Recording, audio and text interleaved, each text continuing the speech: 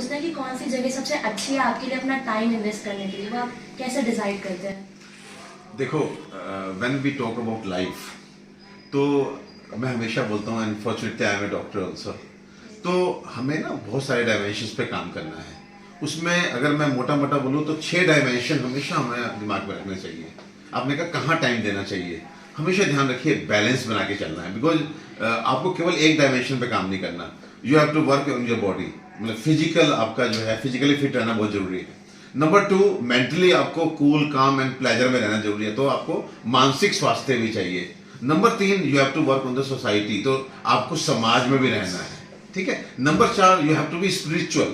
Spiritual का मतलब क्या होता है? स्पिरिचुअलिटी का मतलब नहीं होता कि सफेद कपड़े पहने या भगवा कपड़े पहने, रुद्राक्ष की मोटी सी माला पहनी, हिमालय पे जाके बैठ गए। नो, स्पिरिचुअलिटी का मतलब है एक ऐसा ज्ञान, एक ऐसा विज्ञान जो समता का भाव दे।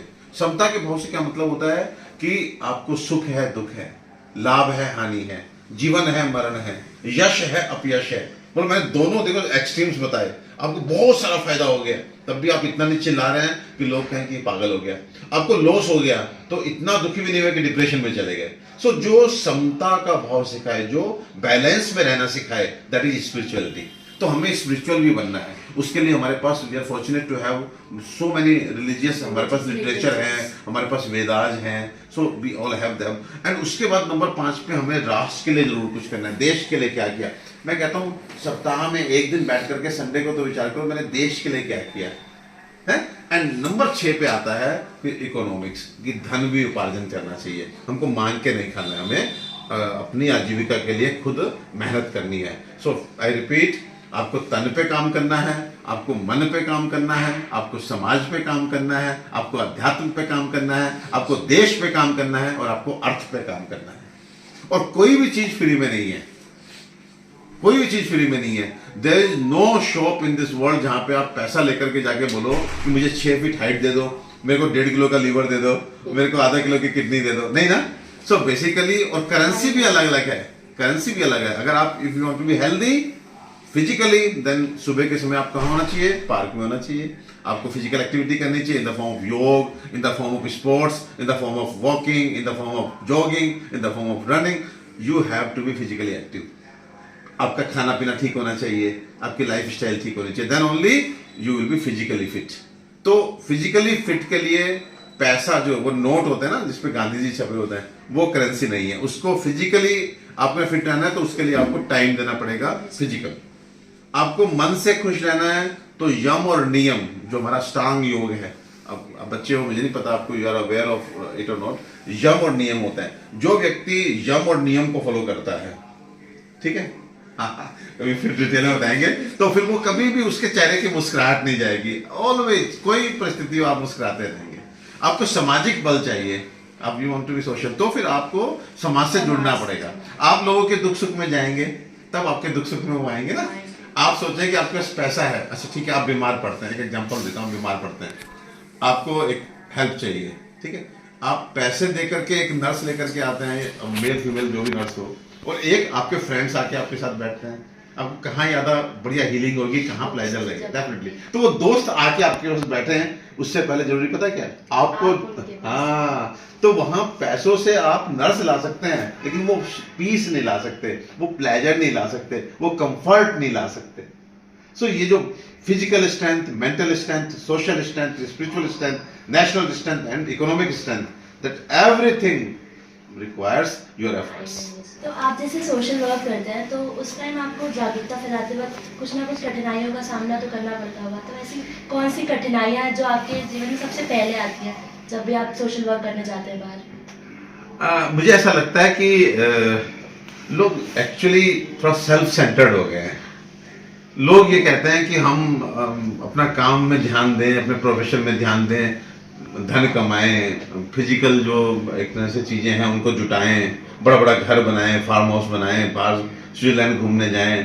तो लोग जो है सेल्फ सेंटर्ड हो गए हैं, उनके दिमाग में अभी नहीं आ रहा है ये। वो they think their self, I mean separate from society, वो देश को नहीं ध्यान में रख रहे हैं। तो ये मुझे लगता है कि जो ये मानसिकता है वापस से उन्हें चेंज करना होगा। और लोग अच्छे हैं, आई एम ऑलवेज पॉजिटिव। मुझे ऐसा लगता है जब हम लोगों से जाके बात करते हैं तो इनिशियल हमें थोड़ा सा दिक्कत आती है, लेकिन जैसे स्वामी विवेकानंद जी ने बोला ना कि आप कोई अच्छा विचार पालिए एंड उसके बाद आपके मन में, आपके मस्तिष्क में, आपके हर ऑर्गेन में केवल वही विचार पोषित होना चाहिए, वही विचार नरिश होना चाहिए, तो फिर आपको हमेशा सफलता मिलेगी।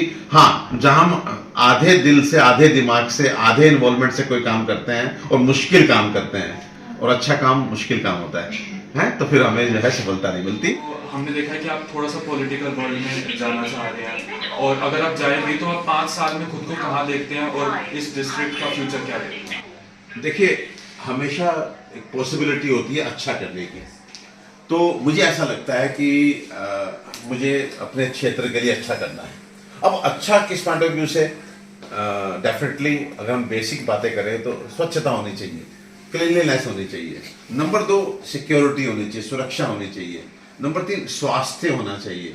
नंबर 4 शिक्षा होनी चाहिए। और नंबर 5 समृद्धि होनी चाहिए। समृद्धि का मतलब है सब लोग कैपेबल हो, बढ़िया से उनका रोजगार हो। ये तो basically I am talking for कि स्वच्छता हो, सुरक्षा हो, स्वास्थ्य हो, शिक्षा हो, समृद्धि हो। एंड वहां पे as on now, as on today हम बहुत पीछे हैं।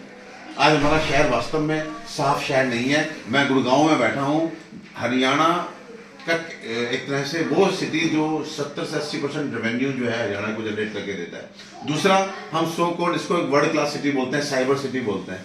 पूरा विश्व में आज गुरुग्राम का नाम है। लेकिन जब गुरुग्राम के में लोग आते हैं बाहर के और वो देखते हैं यहाँ की सफाई का इंतजाम, यहाँ के लोगों को, तो डेफिनेटली कहीं ना कहीं अपसेट होते हैं। तो वो पॉसिबिलिटी मैं देख रहा हूँ कि हमें बहुत बेहतर निकलना है। अब बेहतर निकलने के लिए डेफिनेटली 2 जो अपर बॉडीज हैं, जिनमें एक को बोलते हैं नेता और एक को बोलते हैं अधिकारी, वो 2 होते हैं। वो अगर वो चाह जाएं तो बहुत कुछ हो सकता है, बहुत कुछ हो सकता है। तो अब आपके पास अधिकारी बनने का रास्ता नहीं है, आपको पॉलिसी बनाने के लिए नेता बनना पड़ेगा। लेकिन हमने क्या दिमाग में रख लिया कि शरीफ आदमी, पढ़ा लिखा आदमी, ईमानदार आदमी नेता हो ही नहीं सकता। लेकिन हो सकता है, हो सकता है। एंड आपको फिर वही मैंने बताया कि you have to take the initiatives. आप इनिशिएटिव लेके पब्लिक के पास जाइए, उनको विश्वास लाइए। थोड़ा सा कठिन होगा क्योंकि जो पहले एक तरह से परंपराएं चली आ रही है उनमें नेता की अच्छी छवि नहीं है। आप ही के पापा से आप खुद बोलिए कि मैं नेता बनना चाहता हूँ, आपको मना कर देंगे। हैं? क्या मतलब नेता वर्ड और राजनीति इतना गंदा हो चुका है कि आप अगर अपने पापा से बोलते हैं मुझे नेता बनना है तो बोलेंगे ये बहुत गंदा है, इसमें मत जाओ। है? तो वी हैव 2 वेज कि हम इस चीज को बर्दाश्त करके बैठ जाएं या फिर इस गंदगी में उतर के गंदगी को साफ करें। कहीं तो तालाब साफ करना है हमने, तो कोई तो उतरेगा ना। तो बेसिकली यही मकसद है कि इस गंदगी में उतरना है। लेकिन दिमाग में विजन बड़ा क्लियर है कि गंदगी साफ करने के लिए, गंदगी को बढ़ाने के लिए नहीं। ठीक है? तो definitely when you have a higher vision तो थोड़ी दिक्कतें आती हैं क्योंकि इतना आसान नहीं है। लेकिन फिर मैंने बोला कि निश्चय अगर पक्का है तो फिर ईश्वर साथ देता है। नियत अगर नेक है तो नियति अच्छी होती है, सब अच्छा होगा। केवल पर्पज यह है कि कुछ बेहतर कर सके। सर, आप you are doctor, you are social activist, so how you manage your life? मैंने बोला ना कि हमारे पास बहुत टाइम है, 24 घंटे बहुत बड़े होते हैं। और मैं कभी कभी मजाक में बोलता हूँ कि हर व्यक्ति अगर रात में सोते समय 10:30-11 बजे एक बार एक पेपर उठा करके और पेन उठा करके ये लिखने की कोशिश करे आज दिन में क्या किया, तो यू विल नॉट बिलीव, वो आउटपुट देख के वो खुश शर्मा जाएगा। सो बेसिकली हम ऑर्गेनाइज्ड नहीं है। हम अपने घर में पेपर्स को, अपनी फाइल्स को भी ठीक से नहीं रखते हैं। जब हमें काम पड़ता है तो अक्सर हम में से 50-60% फैमिली जैसे होते हैं जहां पे वो पेपर मिलता नहीं है। एंड हम उस 10 मिनट के काम के लिए पूरा एक दिन केवल उस पेपर को ढूंढने में लगाते हैं। सो ऐसा नहीं है कि हमारे पास we are lacking in time, basically we are lacking in management, we are not organised. So आप बैठ करके, और जानते हैं एक चीज आपको बताता हूँ, ईमानदारी का जो काम होता है उसमें कभी टाइम नहीं लगता। टाइम लगता है बेईमानी में।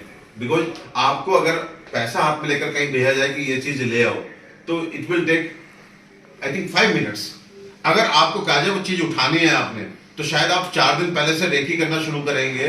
उसके बाद आप सुबह जाएंगे, कब नजर हटे कब कौन नहीं है, तो आपको मेरे ख्याल से हो सकता है उस दिन वो आप उठा भी ना पाए। सो आपने 4 दिन लगा दिया लेकिन वो चीज नहीं आई। अगर अपने ईमानदारी के साथ जाकर के पैसे देके ला रहे हैं तो कितने में आ जाएगी? 5 मिनट में। तो ईमानदारी को टाइम नहीं चाहिए, बेईमानी को टाइम चाहिए। तो सर, आपके फैमिली मेंबर्स का क्या रिएक्शन रहता है कि आप इलेक्शंस के लिए जा रहे हैं, तो क्या बोलते? बहुत मुश्किल है, बहुत डांट खाई, बस थोड़ा बड़ा हूं इसने मार नहीं खाई, नहीं तो मारते भी सारे मिलके, है ना। क्योंकि इन जनरल मैं फिर बोल चुका हूं कि नेता और नेतागिरी, ठीक है। देखो राजा कौन थे? भगवान श्री राम भी तो राजा थे ना। उस समय का राजा आज का प्राइम मिनिस्टर, आज का सीएम, आज का सांसद, वैसा ही हो गया ना, एक एरिया का राजा हो गया, ठीक है। तो अगर कोई धर्म सम्मत, तो क्या भगवान श्री राम गलत प्रोफेशन में थे क्या? राजा थे तो नहीं ना। तो इसलिए प्रोफेशन गलत नहीं होता, आप किस तरह से। लेकिन दुर्योधन भी राजा था, कंस भी राजा था। तो बेसिकली अनफॉर्चुनेटली इस समय, मतलब कुछ लोगों को छोड़ के, मैं सबके लिए नहीं बोल रहा हूं, अधिकतर कंस और दुर्योधन राजा हैं। इसलिए जो है लोग उस तरफ नहीं जाना चाहते। जब राम जी जैसा एग्जाम्पल मिलेंगे तो डेफिनेटली लोग उधर जाना चाहेंगे। तो राजनीति अगर राम सम्मत है, अगर धर्म सम्मत है, अगर समाज सम्मत है, अगर सबके भले के लिए है, तो इट्स ए गुड थिंग। नहीं है, उसे बनाना है, तो इसलिए हम पढ़े लिखे लोग अब राजनीति में जाएंगे। जब तक हम जैसे लोग जो गंगा जल हाथ में लेकर के कमीशन ना लेने की, चोरी ना करने की कसम खाने वाले लोग जब तक राजनीति में नहीं जाएंगे, कैसे काम बनेगा बताइए, है ना।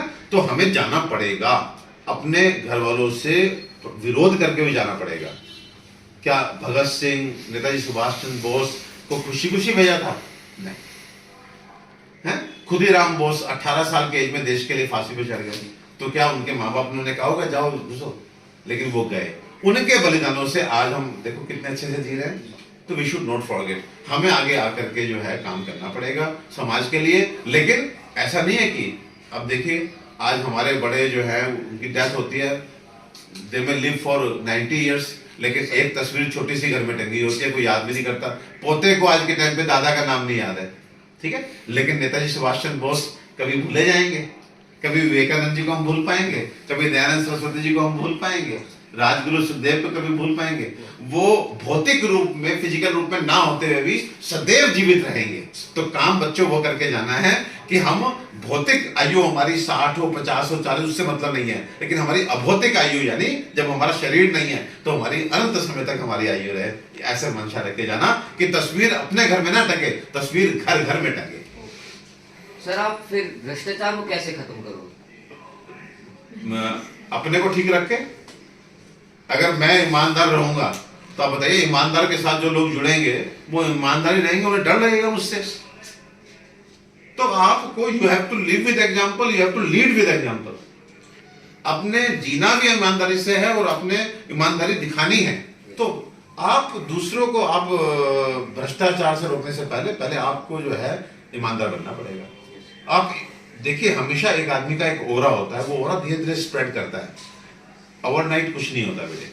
आप पहले निकलिए, ईमानदारी दिखाइए, फिर लोगों को समझाइए, देखो मैं ईमानदार हूं, क्या मैं रोटी नहीं खा रहा हूँ, क्या मैं हेल्दी नहीं हूं, क्या मैं एंजॉय नहीं कर रहा हूँ।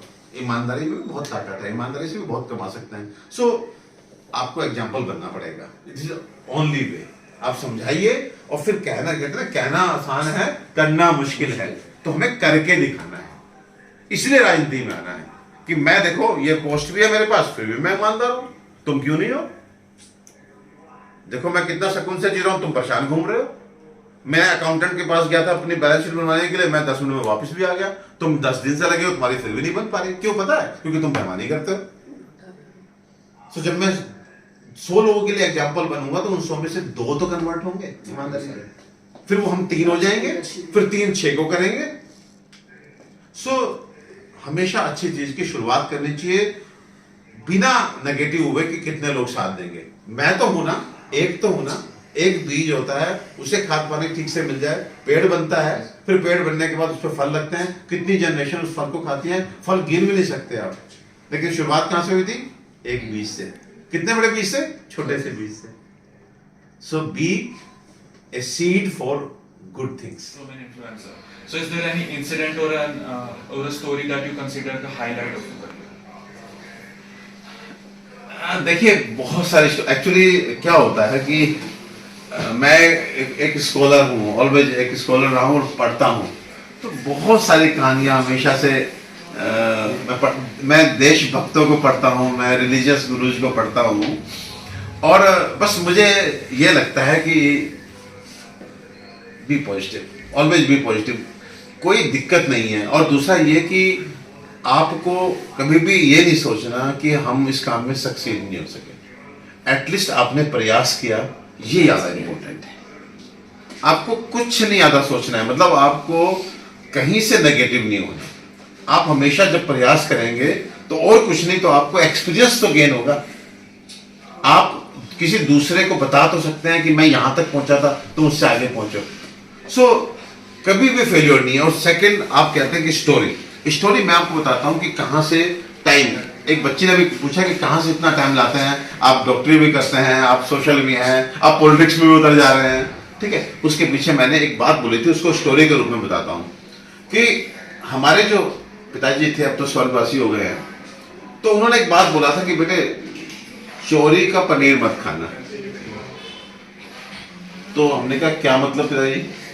तो उन्होंने बोला था कि हमेशा आप जब भी कोई प्रोफेशन में जाना, जब भी किसी सिस्टम में बैठना, तो कोशिश आपकी 100% वाली रहे कि आप टैक्स तक चोरी नहीं करना जो दुनिया कर रही है।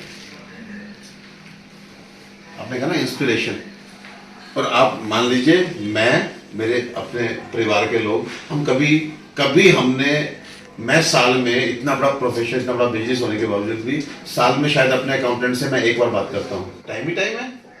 सो उनका वो कहना कि आपको टैक्स देने के बाद जो बचे उससे फिर आपकी पीली दाल अरहर की आती हो तो वो खा लेना, अधिक अगर बच गया तो पनीर खा लेना, अगर घूमने के पैसे बचे हरिद्वार के तो हरिद्वार चले जाना, पैसे बहुत बच गए स्विट्जरलैंड के तो स्विट्जरलैंड चले जाना। लेकिन चोरी से आप किस लिए पनीर खाओगे भाई? तो ये एक इंस्पिरेशन होता है, चोरी नहीं करना कभी लाइफ में। आप अपने प्रोफेशन के साथ साथ समाज सेवा में भी ध्यान देना चाहते हैं, तो आपको क्या, किस चीज़ में मोटिवेशन दिया कि आप समाज सेवा भी करें? देखिए समाज जो है ना, समाज को पहले हमें समझना होगा कि समाज है क्या, ठीक है। ये जब हम समाज के लिए कुछ कर रहे होते हैं या देश के लिए कुछ कर रहे होते हैं, तो पहले तो हमें सबसे पहले ये जानना है कि वो हम दूसरे के लिए नहीं कर रहे होते, वो हमारे लिए ही होता है। क्योंकि मैं अगर अपनी सोसाइटी की बात करूं तो उस सोसाइटी का कोर, उसका एक्सेस मैं खुद हूं। अगर आप अपने समाज की बात कर रहे हो तो उसके सेंटर में आप हैं। अगर ये दूसरा बच्चा जो बैठा है, उसकी सोसाइटी उससे शुरू होती है। सोसाइटी अगर हम बात करते हैं तो मैं सेंटर में हूँ, then my family, then my neighbours, then my office colleagues, then my relatives, फिर पूरा एरिया, ये बनता है सोसाइटी। तो जब मैं समाज के लिए कुछ करता हूँ तो बेसिकली मैं अपने ऑल अराउंड अच्छा करने की सोच रहा हूँ। अगर मैं सफाई कर रहा हूँ तो क्या वो सफाई मेरे काम की नहीं है? मेरे काम की। तो पहले तो हमें दिमाग से ये निकालना है कि अगर हम देश के लिए कुछ कर रहे हैं तो देश क्या है? किसका देश? मेरा देश। तो मैं अपने देश के लिए कर रहा हूँ, मतलब अपने लिए कर रहा हूँ। जब ये फीलिंग आपको आएगी कि आज के टाइम पे आप जैसे बच्चे, छोटे छोटे बच्चे, मेरे अपने एक तो बच्चा होता है पेरेंट्स के पास, 1-2 बच्चे होते हैं, जब वो सफाई के नाम पे, सिस्टम के नाम पे, सिक्योरिटी के नाम पे जो बाहर शिफ्ट करते हैं तो कितना खराब लगता है। तो हमने बेसिकली अपने बच्चों को अपने घर में ही रखना है। उसके लिए हमें डेफिनेटली एक थोड़ा सा अवेयरनेस पैदा करनी है, सो दैट उधर के बच्चे हमारे पास आके रहें। एक समय था बेटे जब हम पूरे विश्व से लोग आकर के इंडिया में पढ़ने के लिए आते थे, तक्षशिला, नालंदा है, हम लोग एजुकेशन हब होते थे, एजुकेशन सेंटर होते थे। लेकिन कितना अनफॉर्चुनेट है, कहीं ना कहीं हमने अपने जो हमारे जो धरोहर है, हमारे वैदिक लिटरेचर है, जो हमारा एजुकेशन सिस्टम है, जो हमारा एक सोशल हेरिटेज है, हमने उसको कैरी नहीं किया। और आज हमारे बच्चे बाहर जा रहे हैं, मतलब अभी एकदम दूसरी तरफ हो गया मामला। लोग हमारे पास आते थे सीखने के लिए, पढ़ने के लिए, अब हमारे बच्चे जा रहे हैं और फिर वहाँ के सिस्टम्स को पसंद कर रहे हैं। तो डेफिनेटली वो वहाँ जाके रहते हैं, लेकिन मैं ये मान के चलता हूँ कि दूसरे के घर में जाके रह के आप रह सकते हैं क्योंकि चीज़ें अच्छी दिखती हैं, लेकिन वो मज़ा तो नहीं आता। जो इंटरनल पीस होती है, इंटरनल प्लेजर होता है, वो नहीं होता। तो हम अपने घर को अच्छा करना है, समाज और देश को अच्छा करना जरूरी है। और बचपन से ये जो थॉट मैं आपके शेयर कर रहा हूँ, यही